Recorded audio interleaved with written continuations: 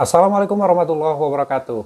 Nasabah gagal bayar di pinjaman online dianggap mati oleh debt collector dari pinjaman online.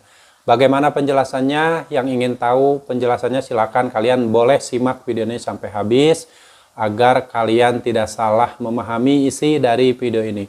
Tapi sebelumnya saya ucapkan terima kasih banyak buat teman-teman semuanya yang selama ini selalu mensupport channel ini, selalu mendukung channel ini, dan selalu menantikan setiap video yang saya upload berikutnya. Saya doakan kalian tetap sehat selalu dan selalu diberi kemudahan rezeki oleh Allah Subhanahu wa Ta'ala. Oke teman-teman, pembahasan ini mengenai nasabah gagal bayar di pinjaman online dianggap sudah mati atau sudah tidak ada lagi di dunia ini. Kok bisa seperti itu? Ini dilakukan oleh salah satu DC pinjaman online, dan dia itu meneror nasabahnya atau sengaja melakukan hal ini agar nasabahnya ketakutan dan dianggap sudah mati. Nah, untuk lebih jelasnya kalian boleh simak videonya dan kalian boleh lihat sebuah pesan yang dikirimkan ke nasabah gagal bayar dari DC pinjaman online yang tidak menyebutkan nama aplikasinya. Silahkan bisa dilihat di sini.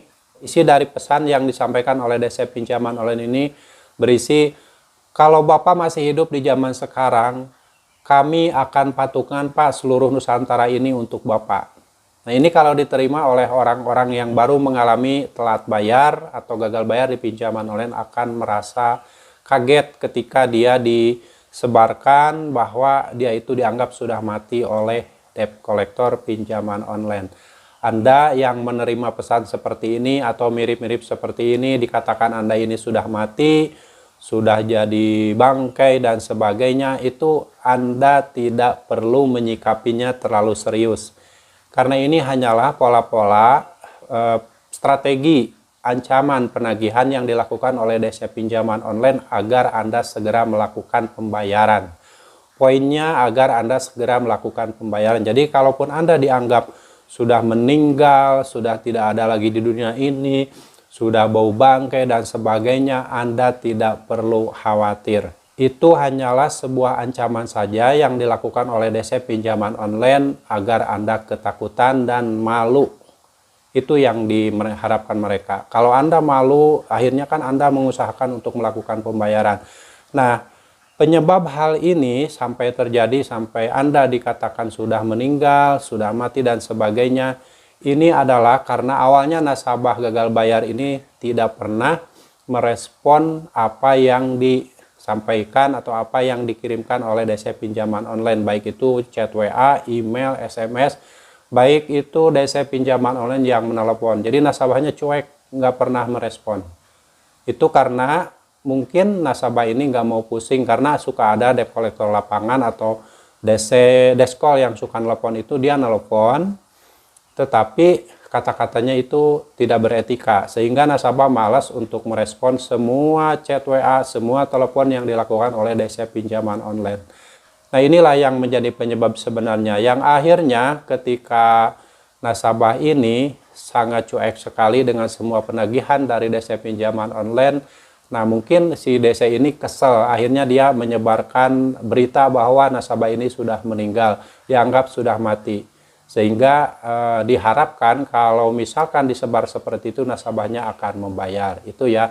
Dan solusinya agar Anda bisa melewati semua ini, melewati semua ancaman-ancaman seperti ini, yang terpenting Anda kuatkan mental dulu. Kuatkan mental. Tidak usah malu, tidak usah panik, tidak usah takut. Ini hanyalah sebuah ancaman saja, dan anggap saja ini adalah debu yang akan hilang dengan sendirinya jika terbawa angin. Itu aja, seperti itu. Tanamkan pada diri Anda, kalau memang Anda sudah dikabarkan meninggal dan sebagainya, Anda tidak usah lagi berusaha untuk mencari uang, mencari utangan baru untuk membayar utang tersebut. Lebih baik gagal bayarkan utang Anda kalau Anda sudah dihina atau dianggap sudah meninggal. Itu solusinya. Anda tidak perlu takut.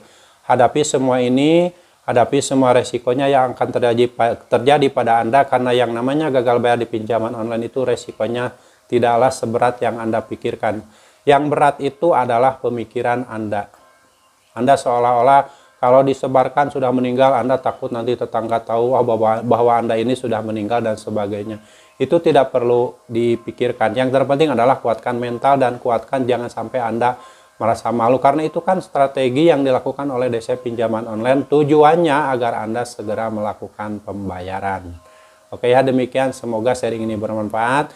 Dan buat teman-teman semuanya yang saat ini sudah terlanjur terjerat utang di pinjaman online, Anda tetap semangat. Jangan sampai Anda ngedrop mental. Yang terpenting Anda tetap berusaha untuk membangun masa depan kalian dan berusaha untuk bangkit dari keterpurukan setelah sebelumnya gagal bayar di pinjaman online. Dan buat teman-teman semuanya yang saat ini belum pernah mengenal yang namanya pinjaman online, kalau bisa usahakan Anda jangan coba-coba meminjam uang di pinjaman online ketika Anda tidak paham dengan aturan utang piutang yang ada di aplikasi pinjaman online tersebut. Lebih baik Anda berusaha untuk menjauhkan diri dari pinjaman online, karena saya yakin kalau Anda terus-terusan berusaha meminjam uang di pinjaman online, suatu saat nanti akan ada resiko yang berat yang akan Anda terima ketika Anda sudah mentok dan sudah tidak mampu bayar. Oke, semoga bermanfaat. Dan kalian tetap semangat untuk selalu meminta pertolongan pada Allah agar diberikan solusi terbaik oleh Allah Subhanahu wa Ta'ala. Sampai jumpa lagi di video saya selanjutnya. Assalamualaikum warahmatullahi wabarakatuh.